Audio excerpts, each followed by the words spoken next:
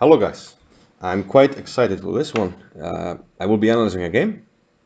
It was played by Stjepan Tomic, who has the YouTube channel Hanging Pawns. A very nice channel. I will link to it. And he's playing in the Zagreb Championship, and he was analyzing the games on his channel. And I thought it would be interesting to get like a different viewpoint on the game, so you can. He has already made a video on this game, so you can check out both videos. And I haven't seen the video, so I want to. And I don't even know the result of the game. But just downloaded it. He sent it to me. I just downloaded it, and I even have. I can't see the next moves. I have training mode, so I'm very excited to see the game. I haven't looked at it. I'm not gonna look at it with a computer. I'm just gonna give my thoughts. So the white pieces is Stjepan Tomic. He's from Croatia, and Stenko Bender. Probably no relation to Dragan Bender, but that would be really cool. Dragan Bender is a player in the NBA. But okay, let's get into it. So, Stjepan has white, and he opens with e4. Now, I don't currently really play e4, but it was in my repertoire a while back, so I do know a thing or two, and he plays the Alekhine. Okay.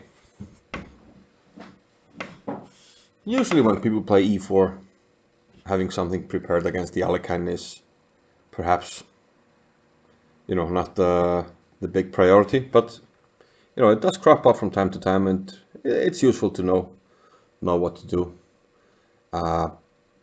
Bailing out with like knight c3 or d3 is really not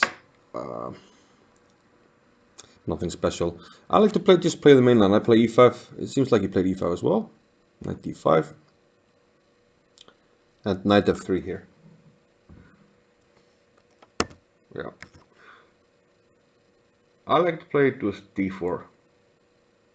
Play usually goes like this: d4. I play c4, knight b6, and now I just take on d6.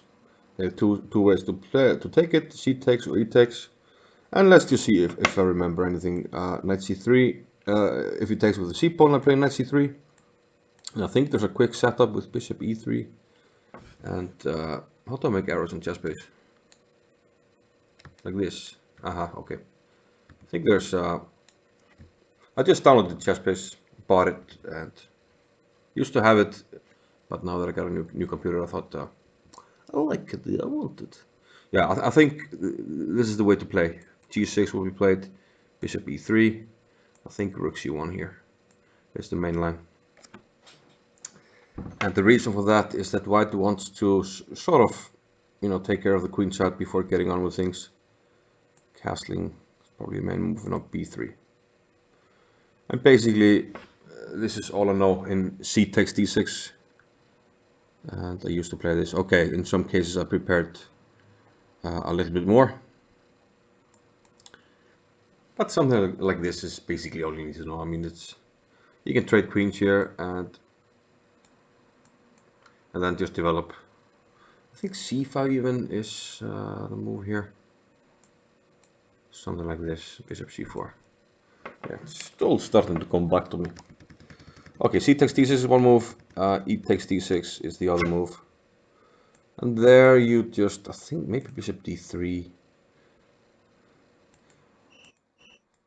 Some setup with, they go here, bishop d3 and knight d2 probably is the best way to get about things here. And then just castle, play solidly. And something like this is basically more or less all you need to know, and from there you just play chess. But okay, in the game, knight to f3 was played. Okay, d6. Now you play c4. It's probably okay. I think d4 is the main move. This is the main move. And when they take, you take with a knight, I think. And then just, develop. you know, there isn't really necessary to know too many things here. Really, it's just, you know, get your pieces out. Bishop e2, castles, maybe c4, knight c3, etc. In the game, c4 was played. Probably knight b6, yeah. And now you take on d6. Okay, then we're sort of transposing to the other line that I just looked at. You took with the e pawn and d4. Okay. However, you do have your knight on f3 now. And that could be a problem if he starts to build up pressure against these pawns here. How do I do this? Yeah, like this. How do I get red? Yeah, yeah. Look at the red lines. So bishop g4, it will pin this knight, and with knight c6 coming, there's going to be some pressure on d4. There's also pressure on c4. So in some cases you have to be careful. Thing with these Alekhine guys, they tend to know their lines quite well here. Bishop e7, and here you played... Yeah, personally, what I want to play... I might even play h3 here if I had this position. But other moves should be fine. Bishop d3. Played bishop e3. Okay. To me, it doesn't really seem necessary to develop this one right away. There will be pressure here. I would be more inclined to just to get the pieces out and castle. But just because you have the knight here, it's a little bit of a problem. And as you saw, when I first looked at c takes, e takes, I said that the main line is to play here, then bishop here, and the knight from g1 to e2. That's how I like to play it, and that's the main line. I think the reason for that is that you're not getting hit with a pin on g4, and you have an easier time covering the d4 pawn. Okay, but it's not a bad move. It's okay. Should just get on with development here. He played bishop to d3.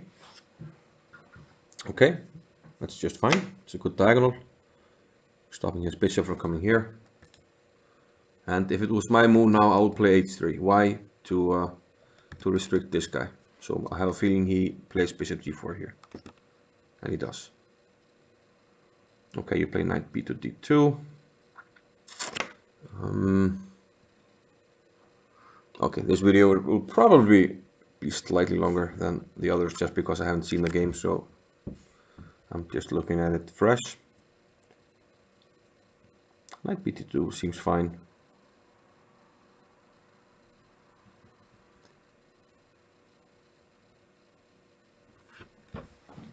Well, I don't know, maybe it should be on c3.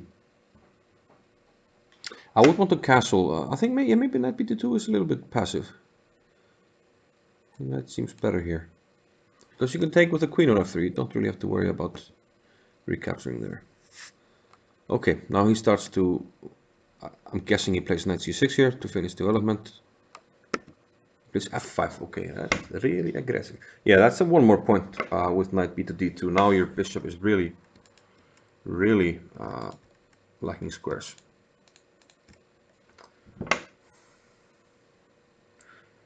Yeah, I didn't really see that when I said knight c3 was better, but it just felt better. So f5, now there's a big threat of simply playing f4.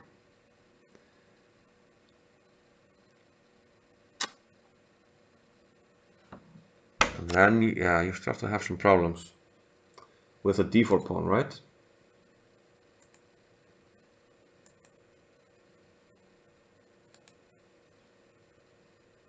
I want to see if, okay. This is very tricky. I think you have to move the knight or play d5. d5 and bishop d4. No. If you play d5, he might play bishop f6 first. No, he can't do that. Then he can't play f4. We have to be careful about moving the d-pawn. If we can do it under favorable circumstances, it would be fine, but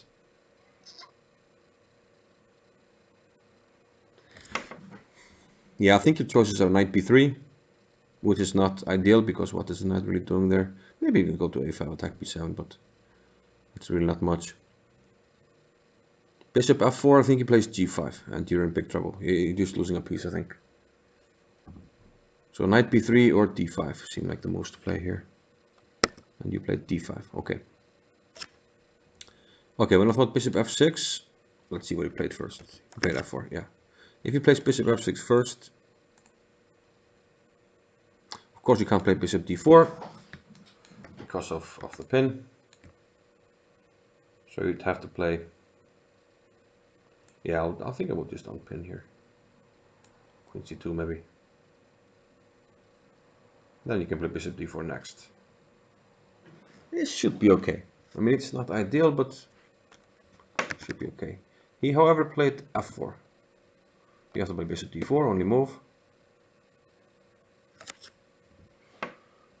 And here, I think I would play bishop. I think bishop f6 is a strong positional move here. Exchanging the black square bishops. I would do that, and then maybe play a5, knight a6, knight c5. And you're getting a little bit weak on the dark squares, so I think you should play bishop f6 here. But play c6. Okay, attacking the center. I think I like the other one better. I think I like it.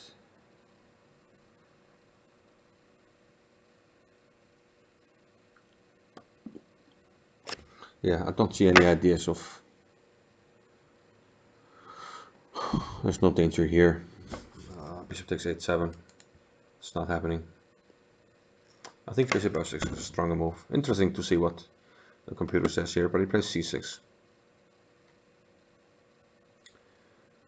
Okay, you kind of don't have a choice here. Well, you could castle actually. I think I would castle here. He played queen c2, okay. Maybe you can just castle here. And the reason is if he takes... Nah, it just looks like he's losing. I'll play bishop c4. Bishop e6, queen b3. He's losing a piece. He can't take on d5. So if you can do that, then you know, just get castled. And now you can maybe start thinking about, okay, maybe queen b3 comes next. Rook e1. Now you have some squares to work with, especially e6. Yeah, queen b3, put a rook on e1. If he trades bishops, and you just take, and you try to get a knight to d4 and d6. So I would castle here, but you play queen c2. Nothing wrong with it. You unpin, and you're threatening to take on h7. Okay, he probably has to play a move like, well, certainly not g6, because you just take, so probably he'll play h6 here. Oh, he takes on d5. Okay, the obvious move is bishop takes h7, but I think I would just take on d5 here. Because we have the same variation as before. He will lose a piece after queen b3.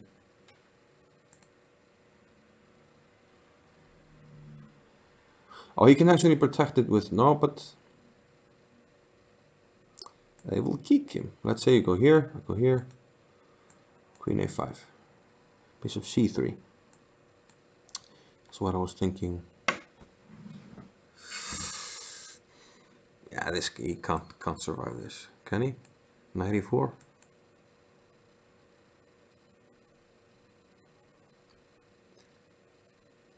Okay, queen. Oh no, he can't. Eventually, he'll run out of pieces. It seems. Or can he play knight takes c3? What's going? No. I'll take with jack and knight takes here. Well, the queen is hanging, so queen is hanging after knight d4. So it seems like this is losing material for him. Knight takes e6. So I would take on d5. You took on h7.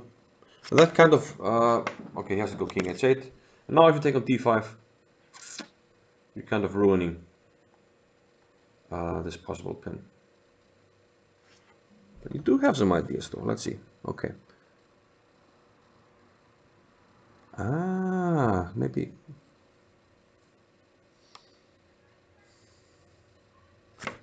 Yeah.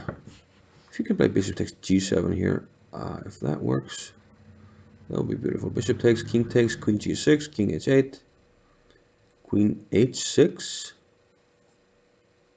What does he do? Rook f6, bishop d6, king h7, and mate. Oh, what? Bishop takes d7, king takes g7, d6, king 6. I actually don't see a mover. What does he do here? What does he do?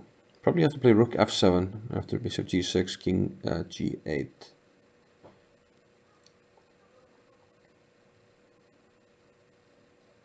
But we can also play bishop f5 check, king g8, bishop takes g4, threatening bishop e6. Yeah, I will take on g7. Attaboy!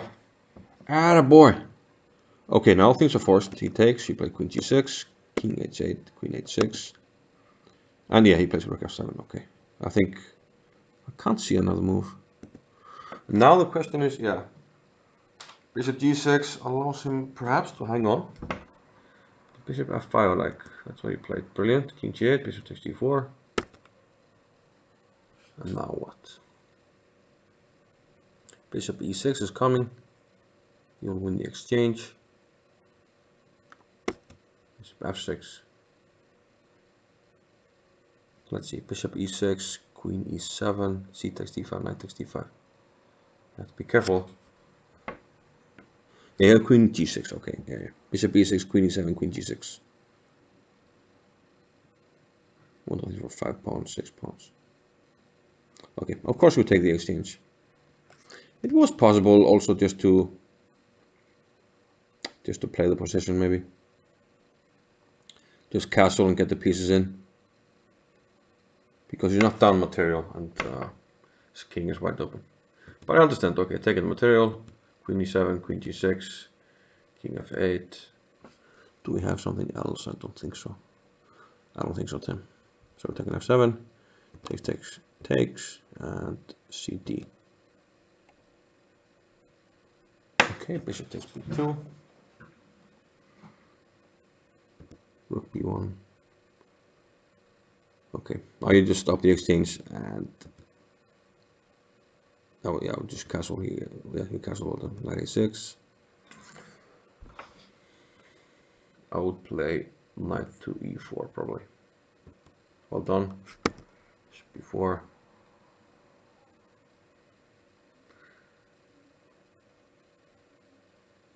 Yeah, there are many things that we can do here.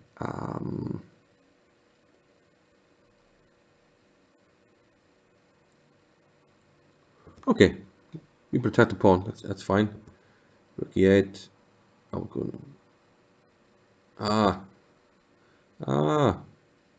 Young tactical player. Rook takes b4, knight takes d6. Black can virtually resign there. Yeah, well done. Takes. Is rook e1 check something? Nah, it's not necessary. Just this and d6. Okay, he can basically resign here. There's nothing. 95 now, blocking the king. Yes. Very good. d7. Yeah, now we just run the h pawn. He can basically resign here. h4. He resigns. Oh, well done. Good win. Caw. Okay, let's see. I'll go to notation. Okay, maybe queen c2 was much better than I thought. And yeah, I think this shows that c6 was a mistake by him. I think he should have played, if we go back, f4, bishop here. I think bishop f6. It also neutralizes these ideas that you had in the game. Let's actually turn on the engine here and see what it says. Bishop f6.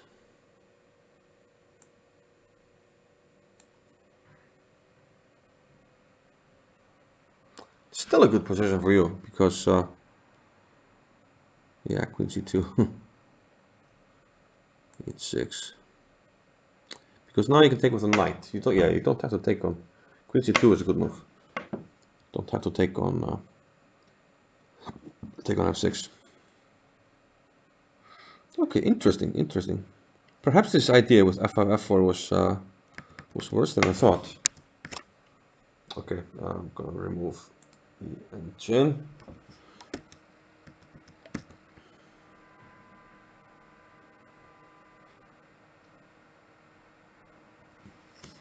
Okay, if this works, this might be, just an interesting idea actually. Should he maybe go d5 here?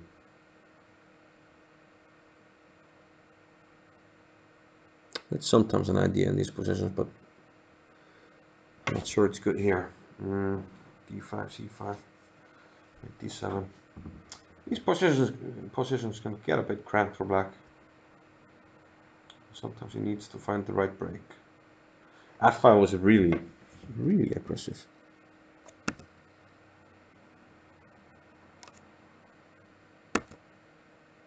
But yeah, that's a really good win because I looked the guy up. He's really what, 2050 or something like that. And he just played like a boss, like a boss. So after queen c2, maybe he can't do anything here. He took on d5, but if he plays h6, we just have the same line, except he will not lose the pawn. We'll just go here and not take. And this is even worse because he hasn't taken on d5 yet, and yeah.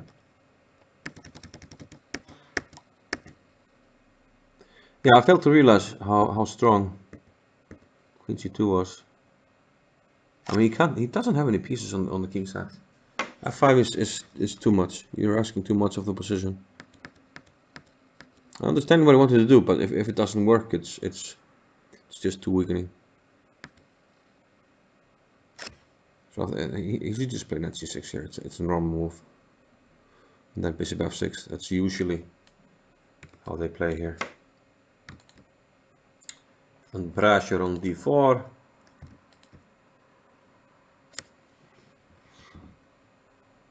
Yeah, okay, one more time from the top. e5, knight f3. Okay, d4 is mainline, but eventually it transposed after d4.